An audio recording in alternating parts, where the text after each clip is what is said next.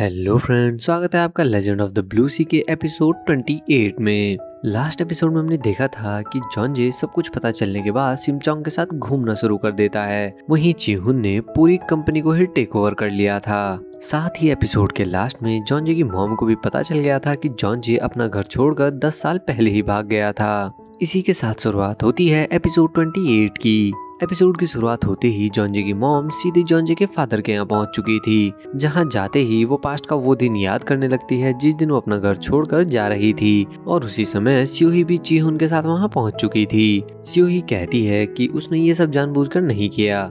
जॉनजे की मॉम भी उसे कहती है कि उन्हें उस पर भरोसा है। साथ ही वो स्यूही को जॉनजे का ख्याल रखने के लिए भी कहती हैं। इसी बीच स्यूही भी उन्हें कहती है कि उन्हें ये बात भी याद रखनी होगी कि जॉनजे के बड़े होने तक वो वहां नहीं आ सकती, और ये कंडीशन जॉनजे के फादर ने ही रखी थी। नेक्स्ट सीन में वो भी सीधे घर के अंदर पहुंच जाती है, जहाँ स्यूही पहले से ही उसका वेट कर रही थी। स्यूही उनसे फॉर्मली बात करने की कोशिश करती है, लेकिन वो इधर उधर की बात छोड़कर सीधे मुद्दे की बात पर आ जाती है और उससे जॉनजे के बारे में पूछना शुरू कर देती है। स्यूही भी ये सुनकर उन्हें ही कहने लगती है कि वो उनका बेटा है तो उसे कैसे पता होगा, और वैसे भी वो कई साल पहले खुद ही ये घर छोड़कर भाग गया था और कभी उसके खुद के बाप ने भी उसे ढूंढने की कोशिश नहीं करी, तो भला वो यहाँ क्या करने आई है। जॉनजे की मोम उसे कहती है कि इसका मतलब हमेशा से उसका प्लान उनकी जगह और उनके हस्बैंड को हासिल करना था। पर स्यूही उन्हें ही कहने लगती है कि सब में उन्हीं की गलती है, और अगर उनकी जगह वो खुद होती तो अपना घर और परिवार ऐसे छोड़कर नहीं भागती। उसकी ये बात सुनकर जॉनजे की मॉम भी उसे ये कहकर वहाँ से चली जाती है कि वो जॉनजे और स्यूही दोनों को ही उनके मुकाम तक पहुँचा कर रहेगी। उसके जाते ही स्यूही किसी को फोन करती है और उनके बाहर जाते ही एक कार वाला उनकी ओर बढ़ने लगता है। तभी सिमचोंग वहाँ आकर उन्हें बचा लेती है। अब क्योंकि जॉनजे उसे प्रॉमिस करके उसके साथ शॉपिंग के लिए नहीं आया था, तो वो उसकी मॉम को शॉपिंग के लिए ले जाने लगती है। वो कार वाला फिर से वहां आता है, लेकिन उसके विंडो खोलते ही तेहो उसकी फोटो खींच लेता है और यही दिखाया जाता है कि जॉनजे ने तेहो को उसका पीछा करने के लिए लगाया हुआ था। नेक्स्ट सीन में ही जॉनजे की मॉम सिमचोंग को शॉपिंग करना सिखाने लगती है। वहीं तेहो उसकी फोटो खींचकर जॉनजे को भेज देता है। जॉनजे भी फोटोज में उसे और अपनी मॉम को काफी गौर से देखने की कोशिश करता है, लेकिन वो उन्हें नहीं पहचान पाता। उसी समय डिटेक्टिव होंग भी वहां आकर जॉनजे को मादेयोंग की दिमागी रिपोर्ट और कंगजियोन के बारे में बताता है कि वही मादेयोंग के छिपने में मदद कर रही है। जॉनजे भी पास्ट को याद करके होंग के साथ फ्रेंड्स की तरह बिहेव करने लगता है और कहता है कि उसके निकम्मे साथियों से ज्यादा अच्छा तो नमदू है। उसी समय रिपोर्ट देखकर वो अचानक से काफी ज्यादा हैरान हो जाता है, क्योंकि जिस डॉक्टर के पास मादेयोंग अपने इलाज के लिए जाता था वो वही डॉक्टर था, और ये चीज जॉनजे भी समझ गया था। नेक्स्ट सीन में वो होंग के साथ सीधे उस डॉक्टर के पास जाकर उससे मादेयोंग के बारे में पूछना शुरू कर देता है। उनके पूछने पर डॉक्टर बताता है कि मादेयोंग एंगर डिसऑर्डर और डिप्रेशन का पेशेंट है और उसके पास इलाज के लिए आया करता था। लेकिन जब होंग पूछता है कि क्या हाल ही में मादेयोंग यहाँ आया है, डॉक्टर उसे मना कर देता है। लेकिन जॉनजे को डॉक्टर का बिहेवियर थोड़ा अजीब सा लगता है। सीन शिफ्ट होता है सिमचोंग पर, जो उसकी मॉम के साथ सिया के घर के बाहर पहुंच चुकी थी, और घर देखते ही वो समझ जाती है कि उस दिन वो लोग बीच में ही वहाँ से क्यों भाग गए थे।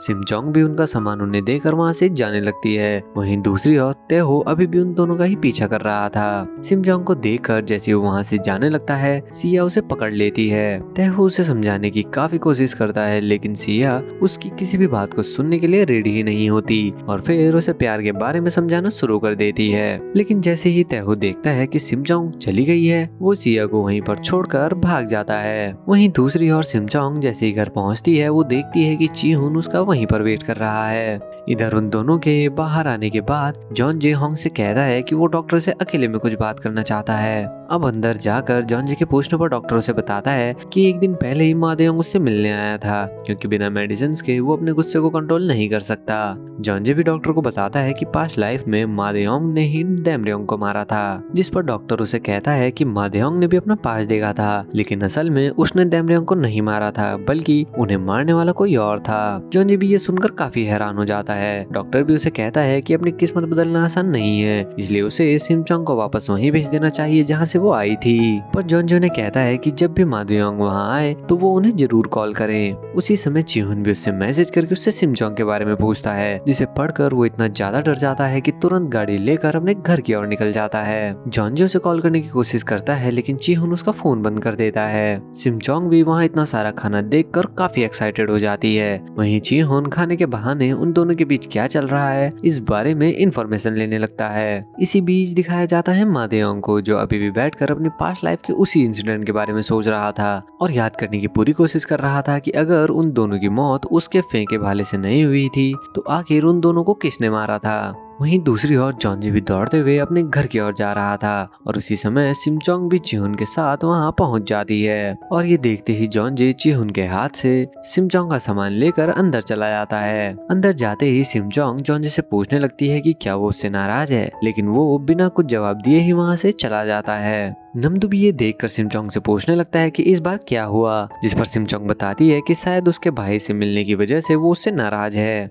लेकिन नमदू तो ये सुनकर हैरान हो जाता है कि आखिर जॉनजे का ये भाई कहाँ से आया और उसे अभी तक इस बारे में क्यों नहीं पता था। वहीं दूसरी ओर जैसे ही सिम-चोंग अपने रूम में जाती है उसके दिल में तेज दर्द होना शुरू हो जाता है और वो मन ही मन कहने लगती है कि शायद काफी टाइम से पानी में ना जाने की वजह से ऐसा हो रहा है। लेकिन उसके मन की ये सारी बातें जॉनजे सुन लेता है। सीन शिफ्ट होता है नेक्स्ट मॉर्निंग, जहाँ जॉनजे तेहो के पास आकर उसे आज का दिन बाहर बिताने के लिए कहता है। थोड़ी देर बाद ही नमदू भी वहाँ पहुँच जाता है और जॉनजे उन दोनों को ही शाम से पहले घर आने से मना करता है। नमदू उसे मना करता है लेकिन जैसे ही सिम-चोंग वहाँ पहुँचती है जॉनजे जबरदस्ती उन दोनों को घर से बाहर निकाल देता है। अब उनके बाहर जाते ही सिम-चोंग भी पूल के पास पहुंच जाती है और जलपरी बनकर उसमें तैरना शुरू कर देती है। सिम-चोंग अभी नहा ही रही थी कि उसी समय नमदू भी वहां पहुंच जाता है, जिसे देखकर सिम-चोंग भी काफी शॉक हो जाती है। नमदू आगे की ओर बढ़ता है लेकिन एक टेबल से टकरा जाता है और उसी समय वो ये देखकर हैरान हो जाता है कि वो तो एक जलपरी है। पहले नमदू सोचता है कि सिम-चोंग एक्वेरियम में पार्ट टाइम जॉब करने के लिए तैयारी कर रही है, लेकिन तभी उसे शुरू से अब तक के वो सारे इंसिडेंट याद आने लगते हैं जो बताते हैं कि सिम-चोंग कोई नॉर्मल इंसान नहीं है। फिर भी वो मानने को रेडी नहीं होता। सिम-चोंग उससे कपड़े मांगती है और जैसे ही पूल से बाहर आती है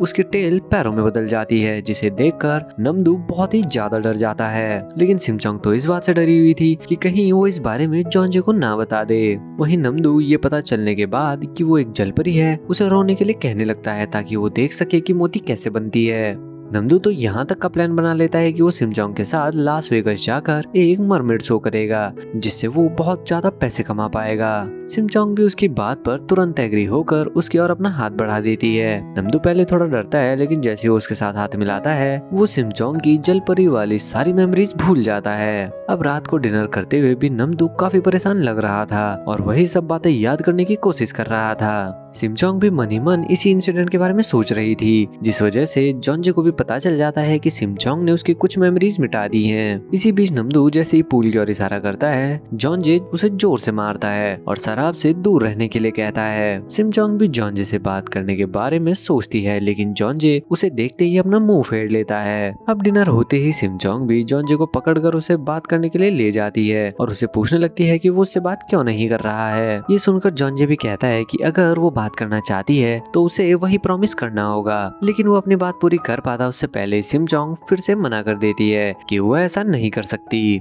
जॉनजे उससे पूछता है कि आखिर वो ये प्रॉमिस क्यों नहीं कर सकती और ये सुनकर सिम-चोंग मन ही मन कहने लगती है कि उसका दिल सिर्फ जॉनजे के लिए ही धड़कता है और अगर वो इस दुनिया को छोड़कर चला गया तो कुछ टाइम बाद उसका दिल अपने आप ही रुक जाएगा और उसकी मौत हो जाएगी। उसकी ये बात सुनते ही जॉनजे से पूछने लगता है कि वो क्यों मरेगी और आखिर उसका दिल काम करना क्यों बंद कर देगा। वो उसे ये बात समझाने के लिए कहता है लेकिन सिम-चोंग उसकी ये बातें सुनकर हैरान रह जाती है कि आखिर उसे ये सब कैसे पता चला और वो जॉनजे से पूछ लेती है कि वो ये सारी बातें कब से सुन रहा है। और इसी सीन के साथ ये एपिसोड भी यहीं पर खत्म हो जाता है। आपको ये वीडियो कैसी लगी कमेंट में जरूर बताएं और मिलते हैं लेजेंड ऑफ द ब्लू सी के नेक्स्ट एपिसोड के साथ। तब तक के लिए बाय बाय।